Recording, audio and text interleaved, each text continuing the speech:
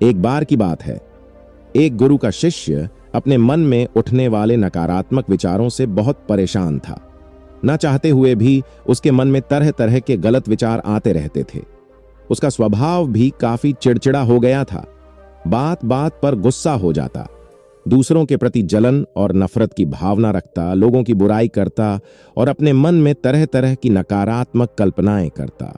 वो अपनी इन सब बुरी आदतों से बहुत परेशान हो चुका था।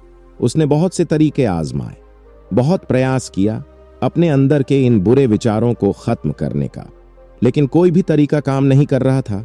एक दिन परेशान होकर उसने अपने गुरु के पास जाने का निर्णय किया। गुरु एक बहुत ही बुद्धिमान और आत्मज्ञानी व्यक्ति थे। शिष्य ने गुरु से पूछा, गुरुदेव, मैं अपने मन से इन नकारात्मक विचारों को कैसे खत्म कर सकता हूं? गुरु ने उत्तर देते हुए कहा, नकारात्मक विचार बादलों की तरह होते हैं जो कि साफ आसमान को धुंधला बना देते हैं। जिस प्रकार अगर तुम्हें साफ आसमान देखना है तो पहले इन बादलों को हटाना पड़ेगा, ठीक इसी प्रकार अगर तुम अपने दिमाग से नकारात्मक विचारों को खत्म करना चाहते हो तो सबसे पहले तुम्हें इन नकारात्मक विचारों के मूल कारणों को पहचानना होगा और उन्हें नष्ट करना पड़ेगा। शिष्य को गुरु की यह बात ठीक से समझ नहीं आई, तो उसने गुरु से इसे थोड़ा विस्तार से समझाने का आग्रह किया। तब गुरु ने शिष्य को एक कहानी सुनानी शुरू की।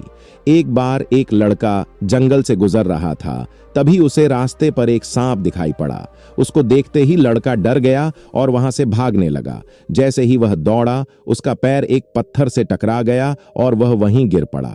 गिरने की वजह से उसके शरीर पर गंभीर चोट आई। जब वह उठा और पीछे मुड़कर देखा तो पाया कि वहां कोई सांप नहीं बल्कि सांप के आकार की एक लकड़ी थी जो कि रास्ते पर पड़ी हुई थी। यह देखकर उस लड़के को महसूस हुआ कि उसे नुकसान पहुंचाने का कारण वह सर्प नहीं बल्कि उसके खुद के अंदर बैठा डर था, जिसने लकड़ी को सांप समझ लिया था, जिसके कारण उसने खुद को घायल कर दिया। कहानी खत्म करते हुए गुरु ने उस शिष्य से कहा, मन के नकारात्मक विचार इस कहानी के सांप की भांति है जो तुम्हारी परेशानी का मूल कारण नहीं है बल्कि तुम्हारी समस्या का मूल कारण तुम्हारे अंदर बैठा डर, हीन भावना और अतीत के बुरे अनुभव है जो कि नकारात्मक विचार, गुस्सा और द्वेष के रूप में बाहर आते हैं। इसीलिए अगर तुम्हें अपने मन से नकारात्मक विचारों को खत्म करना है तो इसके मूल कारणों को पहचान कर उसे नष्ट करना होगा। दोस्तों, अब हम इस कहानी को अपने जीवन में कैसे लागू कर सकते हैं, इसके लिए कुछ प्रैक्टिकल टिप्स हैं।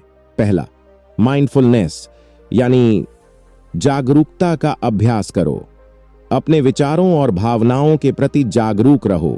देखो कि आपके भीतर क्या चल रहा है। साथ ही मन में उठने वाले आसपास हर नकारात्मक विचार के कारण का पता लगाने का प्रयास करो।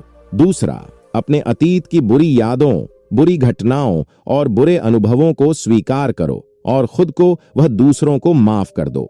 तीसरा, आभारी रहो। अपने जीवन के सकारात्मक पक्ष पर अपना ध्यान केंद्रित करो और आपके पास जो कुछ भी है उसके लिए इस ब्रह्मांड का आभार व्यक्त करो।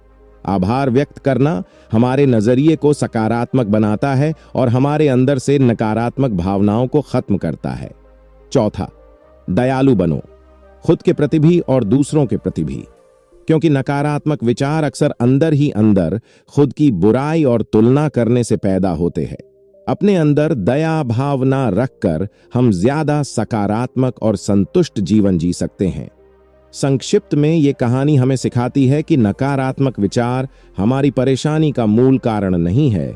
असल समस्या तो हमारे भीतर गहराई में छुपी हुई है। इन विचारों के मूल कारणों को पहचान कर हम इन विचारों को अपने दिमाग से निकालना शुरू कर सकते हैं और एक ज्यादा खुशहाल व शांति से भरा जीवन जी सकते हैं।